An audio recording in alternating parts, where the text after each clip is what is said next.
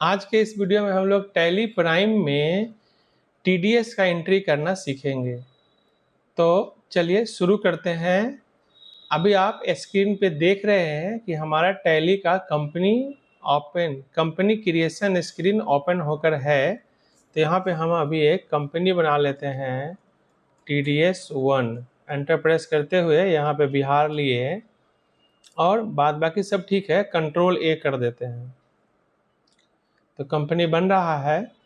हम लोग इसमें टीडीएस के एंट्री के बारे में ही समझेंगे। टीडीएस मूल बात क्या है वो तो लेक्चर अलग है, थ्योरेटिकल टॉपिक है, लेकिन अभी हम एंट्री कैसे करना ये देखेंगे। तो यहाँ पे हम लोग अकाउंट्स ओनली ले रहे हैं, इन्वेंट्री भी ले रहे हैं और यहाँ पे जीएसटी को अभी के लिए नो रखते हैं। जीएसटी के साथ भी टीडीएस का एंट्री होता है, बाकी इसको अभी नो रख रहे हैं।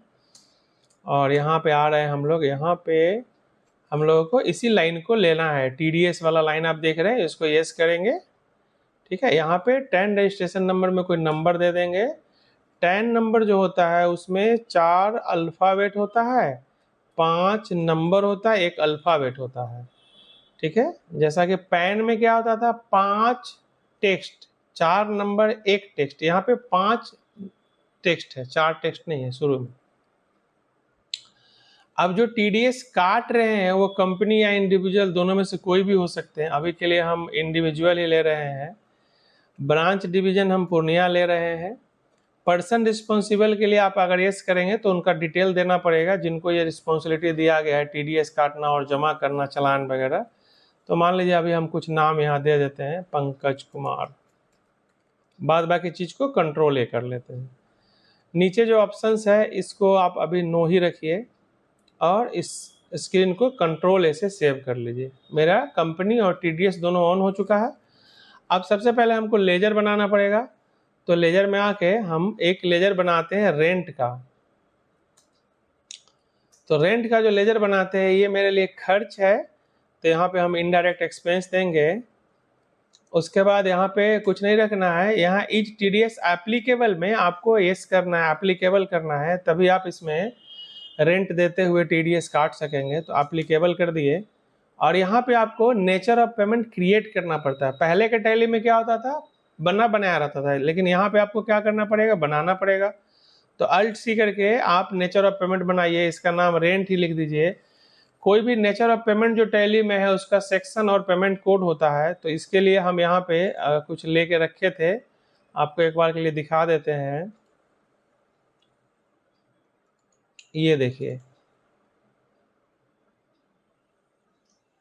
जैसे अभी हम रेंट का बना रहे हैं तो यहाँ पे रेंट देखिए, ये देखिए रेंट और मशीनरी और rent other than machinery etc. तो इसका पहले जो सेक्शन था ना वो ये था 194 आई, ए और बी था, लेकिन आजकल सबका सेक्शन प्राय चेंज हो गया है, नया जो अमेंडमेंट हुआ है। तो इसका सेक्शन कितना है, 3931। ठीक है, और परसेंटेज कितना है, 10। ठीक है, तो ये आपको हम दे देंगे, मतलब ये देख ही लिए, आप देख लीजिए। ठीक है, चलिए तो अभी हम लोग यहाँ पे सेक्शन वही दे देते हैं, 393। ठीक है, पेमेंट कोड कितना है, 1009। तो आइए वहाँ पे सेक्शन क्या देंगे, 393 और पेमेंट कोड क्या है, 1009 था। रेमिटेंस कोड की जरूरत नहीं है, यहाँ पे 10% दे दिए। एक्चुअली यही जो चीज है ना, यही वहाँ 10% टीडीएस डिडक्ट करेगा, तो ये बनाना जरूरी है, नेचर ऑफ पेमेंट। ठीक है, एंटर मार दीजिए। अब इसको सेव कर लीजिए। पहला लेजर बन गया, खर्च का लेजर बना। दूसरा आपको एक टैक्स का लेजर बनाना पड़ेगा, जिसको हम लोग लिखेंगे टीडीएस ऑन रेंट लिख देंगे।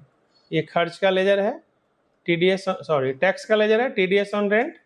ये हो जाएगा ड्यूटीज एंड टैक्सेस, और यहाँ टीडीएस लेना है और यहाँ पे आपको वही ले लेना है जो नेचर ऑफ पेमेंट है, इसका रेंट। ठीक है, और एक आपको बनाना पड़ेगा पार्टी का लेजर, जिसको आप रूम ओनर के नाम से या रूम ओनर या कुछ नाम उनका दे सकते हैं। तो अभी हम रूम ओनर ही दे देते हैं समझने के लिए। ये हो जाएंगे सन्ड्री क्रेडिटर, सन्ड्री क्रेडिटर हो जाएगा। यहाँ पे बिल बाय बिल यस रखना है, टीडीएस डिडक्टेबल यस कर देना है। अब यहाँ पे जो जिनका आप टीडीएस काट रहे हैं, जो डिडक्टी है, उनका भी टाइप होता है। तो अभी के लिए अगर रूम ओनर एक नॉर्मल पर्सन है तो आप यहाँ पे ले सकते हैं बॉडी ऑफ इंडिविजुअल। अगर एसोसिएशन ऑफ पर्सन्स होते या कुछ और कंपनी होते तो वो भी आप ले सकते थे। तो अभी के लिए आपको बॉडी ऑफ इंडिविजुअल ले लेना है, deduct TDS in same voucher ऐसे रखना है। यहाँ पे रूम ओनर का आपको पैन नंबर दे देना है। पैन नंबर का फॉर्मेट होता है 5 लेटर होता है, 4 नंबर होता है और 1 लेटर होता है, ठीक है। तो लेजर हमारा बन गया। एक हम लोग कैपिटल भी बना ही लेते हैं, कैपिटल। अब हम लोग एंट्री करने में आएंगे। एंट्री मुख्य रूप से इसका 3 होता है। तो पहले तो हम लोग एक F6 में जाके कैपिटल का एंट्री कर लेते हैं, कोई अमाउंट ले लेते हैं हम लोग, कैश। अब हम लोग आते हैं यहाँ पे, पहला एंट्री जो होगा वो F7 में होगा, ठीक है। तो F7 में आपको डीआर में पहले खर्च देना है। तो खर्च क्या है आपका? रेंट है। तो रेंट मान लेते हैं यहाँ पे हम 60,000 दे दिए। अब सीआर में आपको लिखना है पार्टी का नेम। पार्टी का नेम क्या है? रूम ओनर है। 45,000 यहाँ अपने आप आ गया, ध्यान दीजिए। आपको यहाँ पे न्यू रेफरेंस में 2 बार एंटर दबाना। एक बार 60,000 सीआर आएगा, दूसरी बार वो डीआर आएगा 6,000 का जो कटा है। और यहाँ पे सीआर में देना है टैक्स वाला लेजर।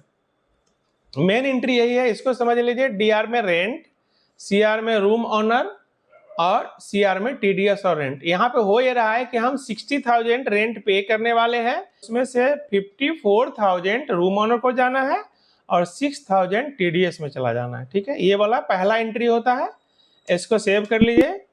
अब आपको अगर देखना है तो यहाँ पे आप एक बार बैलेंस शीट में आके देख सकते हैं।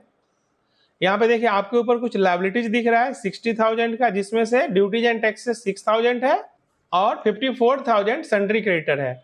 और यहाँ पे आपका 60,000 का एक नुकसान भी दिख रहा है। पैसा अभी आपका गया नहीं है, 1.5 लाख का 1.5 लाख ही है। नुकसान रेंट के रूप में दिख रहा है।